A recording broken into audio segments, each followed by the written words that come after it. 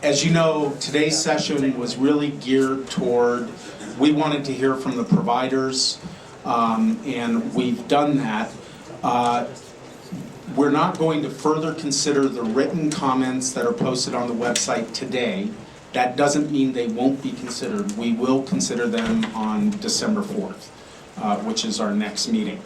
So we have 4 people who've signed up to speak. We have got to be out of here. We're supposed to adjourn roughly about now, but we need to conclude this meeting promptly at 1:15. And so we're going to need to limit our speakers to 3 minutes apiece. And the first person on the list is the Honorable Stan Martin, Adams County Clerk and Recorder.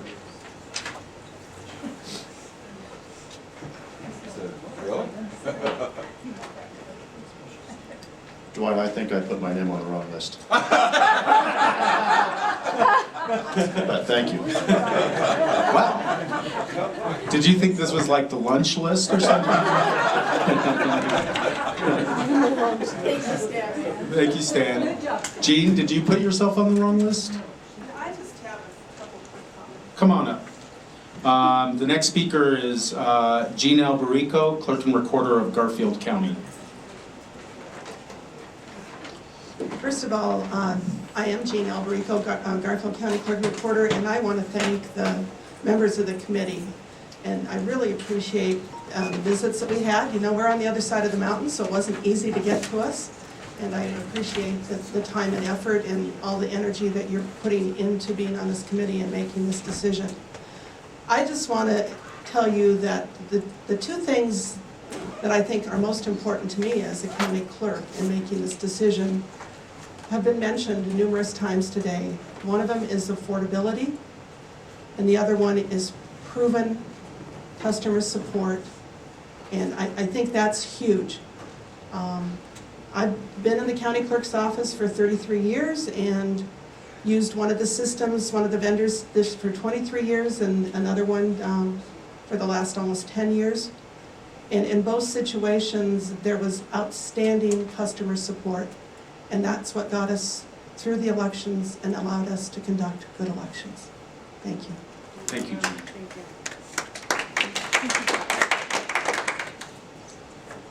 Okay, our next speaker is Neil Burnett. Bad precedent.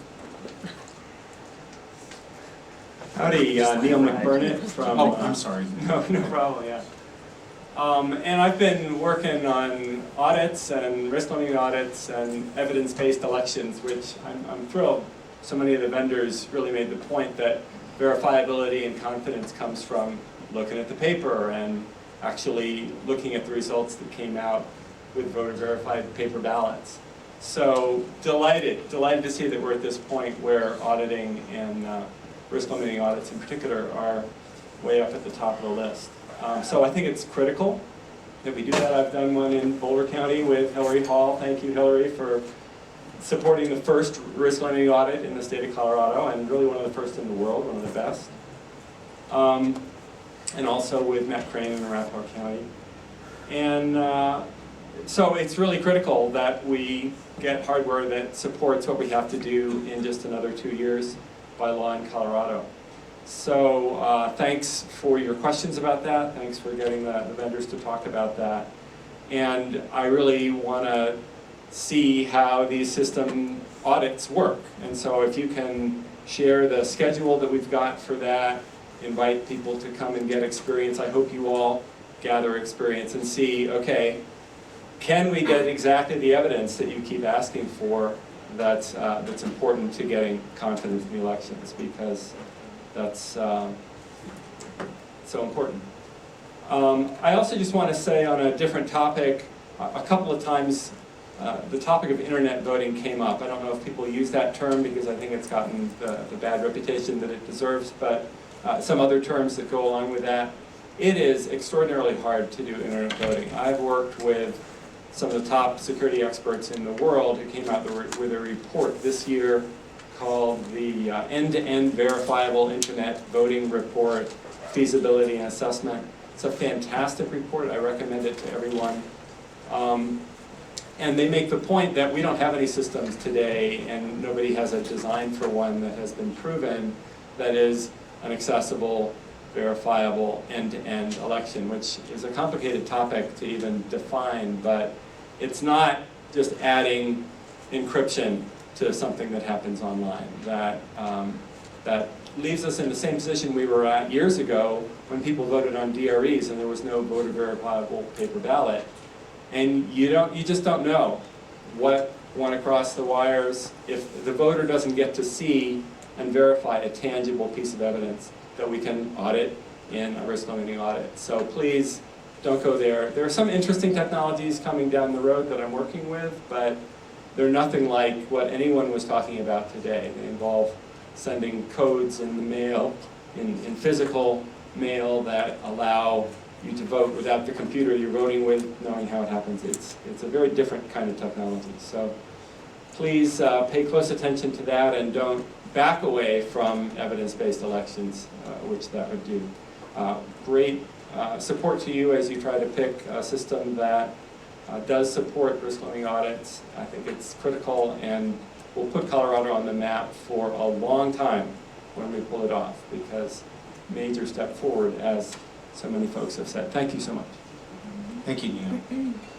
Okay, final person on the list is Harvey Branscombe. Before you start, Harvey, let me just answer Neil's question, just so everybody is aware.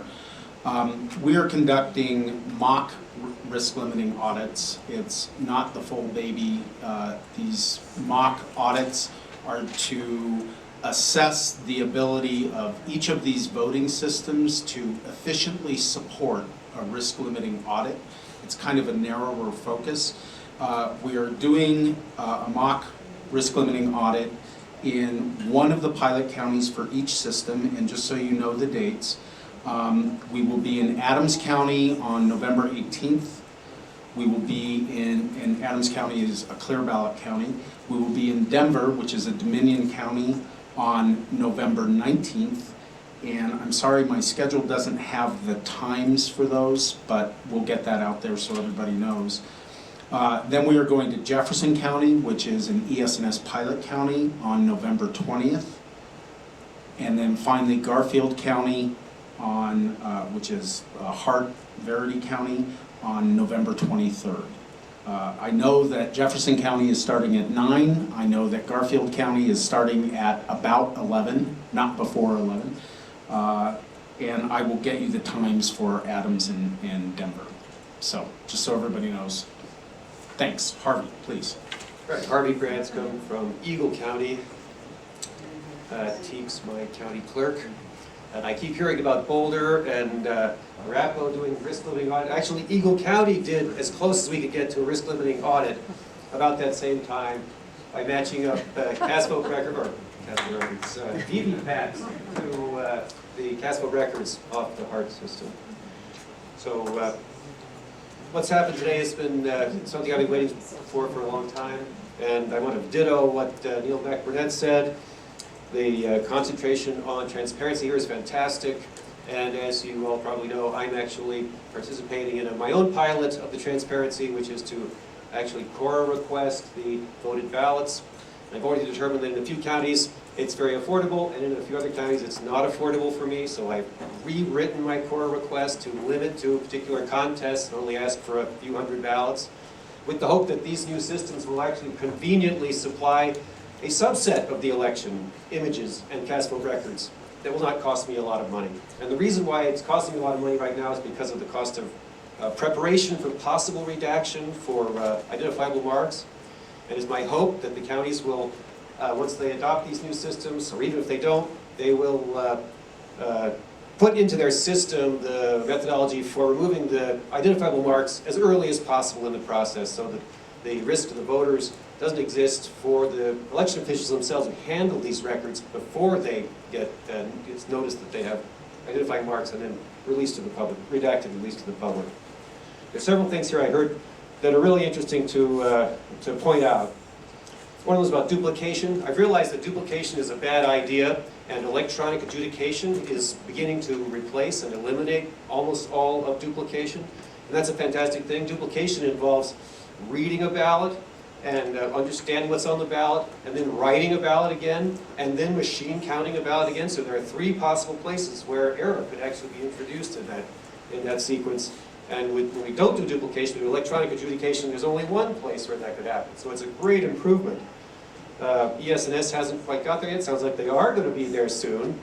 And on the other hand, we've heard a couple of times duplication sounds like the solution to a privacy issue which comes up when you have people voting in person on a different format ballot. I'm so impressed to hear Hart say they will not do that. That's not what they think should happen. All the ballots should look the same format, and I agree, because particularly in our state where we have vote centers and mail-in ballots, any given stack of ballots is likely to have all kinds of precincts in it, more precincts than there are in the pile of ballots probably, and each one is identifiable if it is a weird format that allows it to be noticed as a unique one. So we need the ballots to look the same. And I hope that all the vendors are thinking about migrating their systems towards that, uniform, like Hart said. And Clear Ballot also allows for this. They don't necessarily promote it. Hart is promoting it, actually. Also about the single ballot cast vote record, I heard a couple of, today I heard a couple of instances where companies were talking about the picture of the ballot being the cast vote record. That's not good enough. It's great if you're looking at that ballot, that's the ballot you want to look at, and you believe that that image is the one that matches the paper ballot. But all that has to be true. The problem, and at least one of these vendors is solving this problem, that the cast vote record's got to be machine readable, so you can add up all the cast vote records to see if they add up to the election. That's the other part of the risk of being audited. It's somehow being glossed over when if you think that the image of the ballot and the written candidate names at the bottom is all you need. That's not all you need. You need to be able to digitally recognize what the vote choices are and add them all together. And you don't want to do that by hand. That would take forever. And you have to do it for the whole election. So I think that's all I wanted to cover. I'm so really fantastic to hear what the companies have to say, how much they're focused on transparency. We're on the edge of the possibility of candidates, campaigns, parties, election quality advocates like myself actually reconfirming and adding to the accuracy of the election by virtue of getting access to anonymous images of ballots, cast vote records, and doing our own evaluation, informing the election officials, the canvass boards, and the auditors of the potentially misadjudicated ballots, and actually improving our election each time so that we get an accurate result and an accurate outcome. Because the audit gets us to the accurate outcome. Of course, both of those are fantastic things to do, and we're leading the country on this, and the rest of the country's watching us. Let's keep going. Thank you very much. Thank you, Harvey. Before we adjourn, let me just do a quick recap of our upcoming meetings. We will be sending out notices of this next week. Our next meeting is December 4th, and boy, do we have a lot to cover. I was hoping it would be a couple of hours, but I think it will be longer.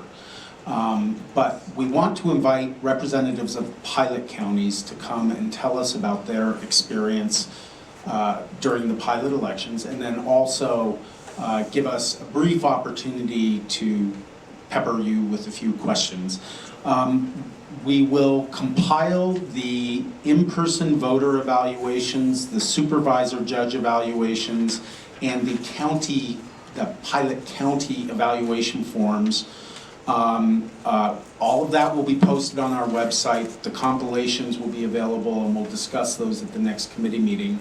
The other big task that we need to address is the cost information, which we have now received. We need to compile that in a way that we're comparing apples to oranges, or apples to apples rather than apples to oranges. That sounds easier than it actually is. So we'll be working on that in the next week. And then we will be conducting these mock risk limiting audits all before the December 4th meeting. The voting systems team is going to go to each of the pilot counties. Whoever wants to attend those is welcome. But the voting systems team will be preparing a report. We will post that in advance, and members of the public can comment, agree, disagree, what have you. But we want to report to you on what at least we're seeing as far as these systems' ability to support an efficient risk limiting audit. So those are the big topics for the December 4th meeting. The meeting after that will be on the following week, December 11th. We will be reviewing any additional information that we obtain on December 4th. I'm sorry, another topic we may have to discuss is, I think there will undoubtedly be follow-up questions for each provider that the committee wants to kind of zero in on. And we would want the providers to give us their responses by December 11th. So December 11th is where we consider everything, and I think the committee needs to take a vote on what is going to be our recommendation to the secretary. And then we have tentatively scheduled a meeting for December 14th. The committee will vote on December 11th. I and my team will work that weekend to put that recommendation into writing. And the meeting on the 14th, if necessary, would be for the committee to simply approve the written recommendation to the secretary. And as of December 14th, the committee's work is basically done. We will deposit this in the lap of Secretary Williams on December 15th, which is the deadline that we've been working against. And the secretary will make a decision on or before December 31st. So that's going forward. All of that will come out in public notices, but I just wanted everyone to know. Dwight, this is Steve Renault. I don't mean to be a pessimist, but just thinking outside the box, we have a very diverse group here, and every individual has their own opinions about things. In the voting process here, are we going to go with majority vote to the recommendation to the Secretary Williams? Well, it's not, we've never expected unanimity. I think, hopefully the committee can reach a consensus. If not, if we have factions, then that's what we'll tell the secretary. I don't want to pigeonhole any portion of the committee into anything. We'll try to get to a consensus if we can. If not, we'll give him a majority recommendation. Whoever is in the minority can write their own, kind of dissenting opinion or minority recommendation. Hopefully not. So, Chief Simonton, yeah, and I would hope that if the recommendations of the committee are something other than what ends up being adopted, that there will be some explanation for that, and that our recommendation will be made public or allowed to be known. I think our recommendation, once we finalize it, it'll be posted, period. It'll be known, and just knowing Secretary Williams, if he disagrees or deviates, he will not hesitate to share his reasons why. Okay, Is that it? I believe so. Thank you, everyone, for coming and spending your whole day with us. We are adjourned. Thank you all.